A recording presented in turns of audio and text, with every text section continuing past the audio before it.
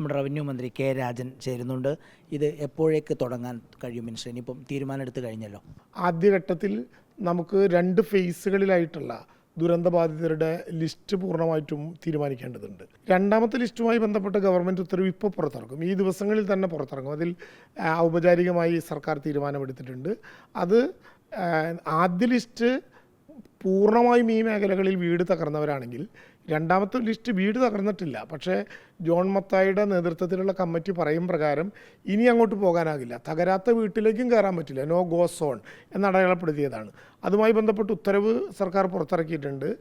അതിൻ്റെ അതിരുകൾ തീരുമാനിച്ച് അതിനുള്ളിൽപ്പെടുന്നവരെയും ഏതെങ്കിലും കാരണവശാൽ അതിനോട് ചേർന്ന് ഐസൊലേറ്റ് ചെയ്യപ്പെടുന്നവരെയും ഉൾപ്പെടുത്തിയാൽ രണ്ടാമത്തെ ലിസ്റ്റാകും. ഇതാണ് ലിസ്റ്റുകളുടെ കാര്യത്തിൽ ഏറ്റവും പ്രധാനപ്പെട്ട കാര്യം. അതോടൊപ്പം തന്നെ റവന്യൂ ഉദ്യോഗസ്ഥന്മാരും പുതിയതായി തീരുമാനിച്ച കിഫ്ബിയുടെ ഏജൻസിയായിട്ടുള്ള കിഫ്കോണിൻ്റെ പ്രതിനിധികളും ചേർന്ന് ഇന്ന് മുതൽ തന്നെ അവിടെ ഫിസിക്കൽ പരിശോധന നടത്തി ഭൂമി തറ ഡെവലപ്പ് ചെയ്യാനും അതനുസരിച്ച് വീടുകൾ നിർമ്മിക്കുന്നതിൻ്റെ ഫിസിക്കലായിട്ടുള്ള രൂപം ഉണ്ടാക്കാനുമുള്ള ശ്രമം നടത്തും. പ്രദേശവാസികൾക്ക് ഇന്നത്തെ മുഖ്യമന്ത്രി വാർത്താ സമ്മേളനത്തിന് ശേഷം ഉണ്ടായ 1-2 സംശയങ്ങൾ. അതിലൊന്ന്, ഒരു വിഭാഗത്തിന് 5 സെൻറ്റും ഒരു വിഭാഗത്തെ 10 കിട്ടുന്നത് ഇപ്പോൾ തന്നെ അവിടുത്തെ വാട്സപ്പ് ഗ്രൂപ്പുകളിലൊക്കെ വലിയ ചർച്ചയായിട്ടുണ്ട്. എങ്ങനെയാണ് മന്ത്രി അതിനെ വിശദീകരിക്കുക? അല്ല, ഞങ്ങളിപ്പോൾ 2 പേർക്കും 10 വെച്ച് കൊടുക്കണം എന്നുള്ള ധാരണയാണ് നേരത്തെ ഉണ്ടായിരുന്നത്. പക്ഷേ നെടുമ്പാലയും എൽസ്റ്റോണും 2 തരത്തിൽ സ്വഭാവമുള്ള സ്ഥലങ്ങളാണ്. നെടുമ്പാല കുറച്ചുകൂടി ഉൾപ്രദേശമാണ്. എൽസ്റ്റോൺ എന്ന് പറയുമ്പോൾ നേരെ നഗരകേന്ദ്രമാണ്.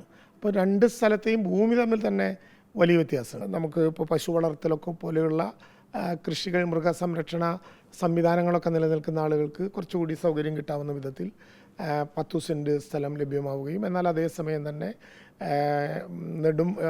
എൽസ്റ്റോണിൽ നഗരകേന്ദ്രമാണ്, ഭൂമിയുടെ വാല്യൂവിന് വ്യത്യാസമുണ്ട്, അവിടെ 5 സെൻറ്റ് സ്ഥലം എന്ന വിധത്തിൽ കാണുകയും ചെയ്തിട്ടുള്ളത്. അതിനോട് ചേർന്ന് കിടക്കുന്ന നീലിക്കാപ്പ് പോലെയുള്ള പ്രദേശങ്ങളിൽ അവർക്ക് ദുരന്തം വ്യാപിച്ചിട്ടില്ല, പക്ഷേ അവരുടെ ആക്സസ് മുഴുവൻ ഈ പറയുന്ന സ്ഥലങ്ങളിലേക്ക് തകർന്നു പോയി. അവരിപ്പോൾ യഥാർത്ഥത്തിൽ അവിടെ പെട്ടിരിക്കുകയാണെന്ന്, അതായത് അവരെ ഇതുവരെയും പരിഗണിക്കാൻ പറ്റിയില്ല. അങ്ങനെ എന്തെങ്കിലും ഒരു ആലോചന സർക്കാരിന് നടത്താം? ഇപ്പോൾ ഓരോ ഘട്ടമായിട്ട് ഇതൊരു പ്രസാദ്, ഞാൻ ഒരു മാസം അവിടെ ഉണ്ടായിരുന്നത്, നിങ്ങളെല്ലാവരും മുഴുവൻ സമയം അവിടെ ഉണ്ടായിരുന്ന ആളുകളാണ്. നമുക്ക് ആ പ്രദേശത്തിൻ്റെ പ്രത്യേകതകളും പൊതുവായ പ്രശ്നങ്ങളും അറിയാലോ. ഒന്നിനും അവസാനിക്കില്ല അത്. അപ്പോൾ ഓരോ സെക്ഷനായി നമ്മൾ പരിഹരിച്ചു വരികയാണ്. എന്തുകൊണ്ടാണ് 2 ഫേസ് പറയുന്നത്? 2 ക്രൈറ്റീരിയ ആയതുകൊണ്ടാണ്. ഒന്നാമത്തെ ഫേസിൽ ഇങ്ങനെ കണ്ടു, രണ്ടാമത്തെ ഫേസിൽ ഇങ്ങനെ കണ്ടു. ആ 2 ഫേസുകൾ കൂടി എടുത്തു കഴിഞ്ഞാൽ പിന്നെ നമുക്ക് മറ്റുള്ള കാര്യങ്ങളെക്കുറിച്ച് ആലോചിക്കാം. ഒരു കാര്യം കൂടി, ഇപ്പോൾ ഈ ബാങ്ക് ലോണാണ് ഏറ്റവും പ്രധാനപ്പെട്ട വെല്ലുവിളിയായിട്ട് അവിടെ ജീവിക്കുന്നവർ പറയുന്നത്. എന്താണ് ഇതിൽ സർക്കാരിനുള്ള തീരുമാനം? അല്ല, ഞാൻ പറഞ്ഞത് കണ്ണിൽ ചോരയില്ലാത്ത നടപടിയാണ് ഇക്കാര്യത്തിൽ കേന്ദ്ര ഗവൺമെൻറ് എടുക്കുന്നത്. കേരളത്തിന് ബാങ്കുകളെ സംബന്ധിച്ച് ചെയ്യാൻ പറ്റുന്ന ഒന്നാമത്തെ കാര്യം, ഈ കേരളത്തിന് സ്വന്തമായിട്ടൊരു ബാങ്കുണ്ട്, കേരള ബാങ്കിൻ്റെ മുഴുവൻ കടങ്ങളും എഴുതി തള്ളി. ഇപ്പോൾ ഈ ദുരന്തം ഡിസാസ്റ്റർ ഓഫ് സീവിയർ നേച്ചറാണെന്ന് 154 ദിവസത്തിന് ശേഷം കേരളത്തിൻ്റെ നിരന്തരമായ മുറവിളി കേന്ദ്രം അനുവദിച്ചു. സ്വാഭാവികമായിട്ടും ഡിസാസ്റ്റർ ഓഫ് സീവിയർ നേച്ചറിലാണെങ്കിൽ 2005 ലോകസഭ പാസാക്കിയ ഈ ഡിസാസ്റ്റർ മാനേജ്മെൻറ്റ് ആക്ട് പ്രകാരം സെക്ഷൻ 13 അനുസരിച്ച് NDMA ഒന്ന് ശുപാർശ ചെയ്താൽ, ദേശീയ ദുരന്ത നിവാരണ അതോറിറ്റി ഒന്ന് ശുപാർശ ചെയ്താൽ, അതിതീവ്ര ദുരന്തമായി നമ്മൾ കാണുന്ന ഡിസാസ്റ്റർ ഓഫ് സീവിയർ നേച്ചറായിട്ടുള്ള പ്രദേശങ്ങളിലെ മുഴുവൻ ദുരന്തബാധിതരുടെയും കടങ്ങൾ ദേശസാൽകൃത ബാങ്കുകൾ എഴുതിത്തള്ളാൻ ഒരവകാശമായി നമ്മുടെ മുമ്പിൽ നിൽക്കുന്നുണ്ട്. അതൊന്ന് ഉപയോഗിച്ചാൽ മതി. ഞങ്ങളിപ്പോഴും കേന്ദ്ര ഗവൺമെൻറ്റിനോട് അത് ആവശ്യപ്പെടുകയാണ്.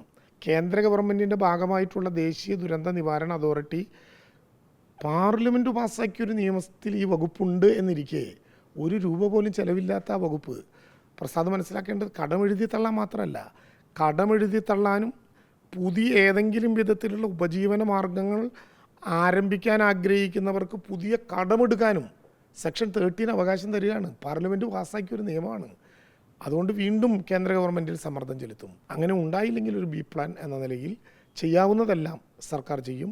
അത് CSR ഉൾപ്പെടെയുള്ള മാർഗങ്ങളിലൂടെ എത്ര കാണാൻ കഴിയും എന്ന കാര്യം ഏറ്റവും ചുരുങ്ങിയ ദിവസത്തിനുള്ളിൽ നമുക്ക് ആലോചിച്ച് നിശ്ചയിക്കും. ചൂരൽമല മുണ്ടക്കൈ നിവാസികൾക്ക് മാത്രമല്ല, വിലങ്ങാട്ടുള്ളവർക്കും ആശ്വാസം തന്നെയാണ് റവന്യൂ മന്ത്രി കെ രാജൻ്റെ വാക്കുകൾ. വീഡിയോ ജേർണലിസ്റ്റ് സച്ചിൻ ചന്ദ്രക്കൊപ്പം reporter TV Prasad, in reporter, Thiruvananthapuram.